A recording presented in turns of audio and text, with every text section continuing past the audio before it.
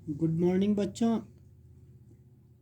आज जो हम बता रहे हैं वो प्रायिकता का जो दूसरा क्वेश्चन है उसका हल बताने जा रहे हैं, उसको ध्यान से देखिएगा।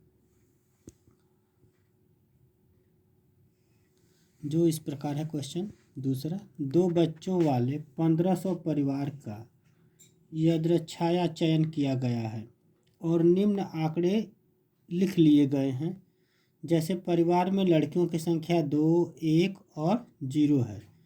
तो परिवारों की संख्या जिनके पास 2 लड़कियां हैं 475, एक लड़की वाले 814 और एक भी लड़की नहीं है 211 परिवार हैं।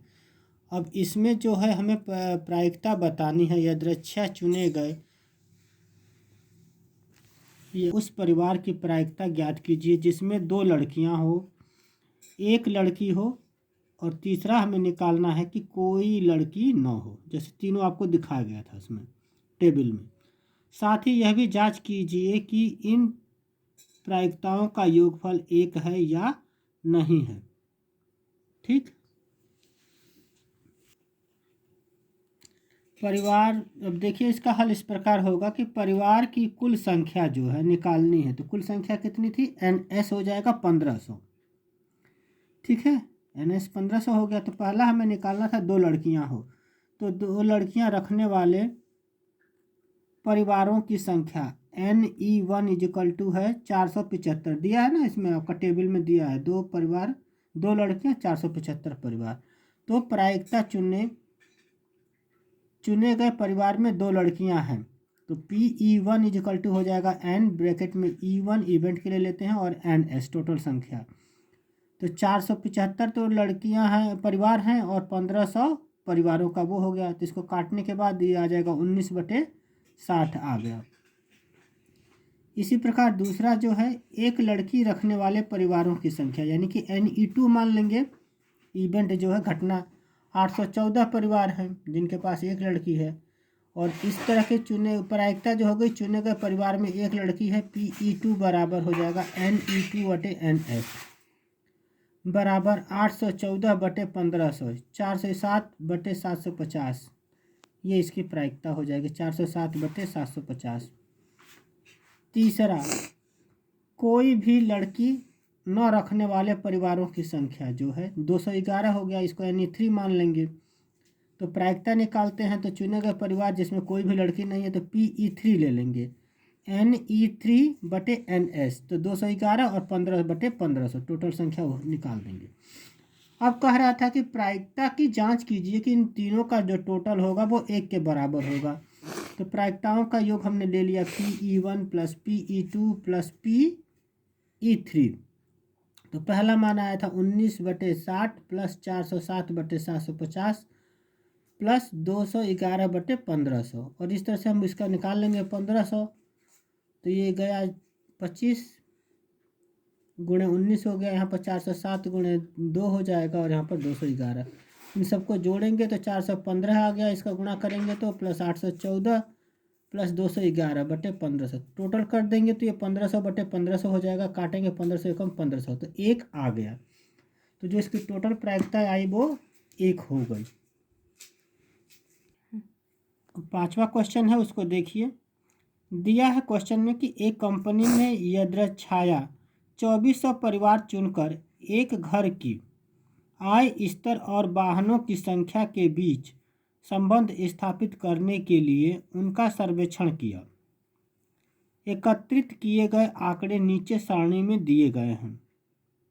मासिक आय रुपए में दिया है 7000 से कम, 7000 से 10,000, 10,000 से 13,000, 13,000 से 16,000, 16,000 या उससे अधिक। प्रति परिवार में वाहनों की संख्या है 0, जिनके पास वाहन नहीं है 10 है, 0 है, 1 है, 2 है और 1 है। जिनके पास वाहन नहीं है, जिसके पास एक वाहन है 160 है, 305 है, 535 है, 469 है, 579 है। 2 वाहन है जिनके पास 25 है, 27 है, 29 है संख्या और ये 59 है, 82 है। और 2 से अधिक 7000 से कम वालों के पास नहीं है। 7000 से 10,000 के पास 2 से अधिक है, 1 है, 25 है और 88 है। तो इस प्रकार मान लीजिए कि एक परिवार चुना गया है जिसकी प्रायिकता ज्ञात कीजिए कि चुने गए परिवार होंगे जिनकी आय 10,000 से 13,000 के अंतराल में है और उसके पास केवल 2 वाहन हैं, जिसकी प्रायिकता निकालनी है। दूसरा कह रहा है कि आय प्रति माह 16,000 या इससे अधिक है और उसके पास केवल 1 वाहन है, 16,000 से अधिक वाले के पास, और की आय 7,000 प्रति माह से कम है और उसके पास कोई वाहन नहीं है। तो इनकी प्रायिकता निकालनी है। कंपनी द्वारा चयनित परिवारों की कुल संख्या NS टोटल सबके लिए रहेगी 2400 हो गई। अब इसमें पहले वाला जो क्वेश्चन दिया था उसमें दिया है कि आय जिसकी 10,000 और 13,000 प्रति माह है और ठीक 2 वाहन रखने वाले परिवारों की कुल संख्या। तो कुल संख्या क्या होगा, इसके लिए NE हो गया, इवेंट हो गया। और इधर जो है इसमें कितना है संख्या जो है जिसके पास 2 वाहन है 10,000 से 13,000। तो आप अपनी बुक में देखेंगे तो 10,000 13,000 के आगे जो 2 वाहन है उसमें 29 है, तो यहाँ पर 29 संख्या हो जाएगी और अभिष्ट प्रायिकता हो जाएगी जो NE/NS हो जाता है। तो ये जो निकल के आएगा 29/2400।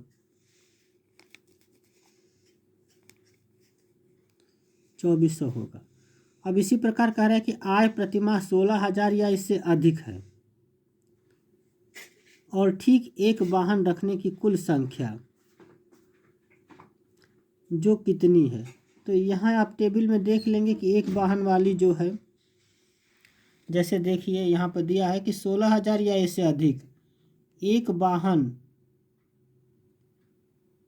रखने की प्रायिकता, ऊपर 1 वाहन है तो 579 परिवार है। तो जो इवेंट हो गया NE हो गया वो 579 हो गया। तो वही चीज़ यहाँ पर लेंगे। तो आय प्रतिमाह 16,000 या इससे अधिक और ठीक 1 वाहन रखने वाले परिवारों की कुल संख्या NE2 जो है 579 हो गया। इसलिए अभिष्ट प्रायिकता PE2 बराबर हो जाएगा NE2/NS लेते हैं कुल, और उसमें जो घटना घटी तो 579/2400 हो जाएगा। इसी प्रकार तीसरा कह रहा है कि आय प्रतिमाह 7,000 से कम और कोई भी वाहन न रखने वाले परिवारों की कुल संख्या NE3। तो जैसे टेबल में देख लीजिए ये दिया है 7,000 से कम और जिसके पास कोई वाहन नहीं है वो 10 परिवार ऐसे हैं। तो NE3 जो हो जाएगा 10 हो जाएगा। यहाँ पर आपको दिखाई दे रहा होगा कि NE3 जो है 10 हो गया। तो अभिष्ट प्रायिकता PE3 बराबर हो जाएगा NE3/NS बराबर हो जाएगा 10/2400। तो 0 से 0 कट जाएगा, 1/240 हो जाएगा। इसी प्रकार जो चौथा क्वेश्चन है, जिनकी आय कह रहा है कि 13,000 से 16,000 प्रति माह हो और 2 से अधिक वाहन रखने वाले परिवारों की कुल संख्या।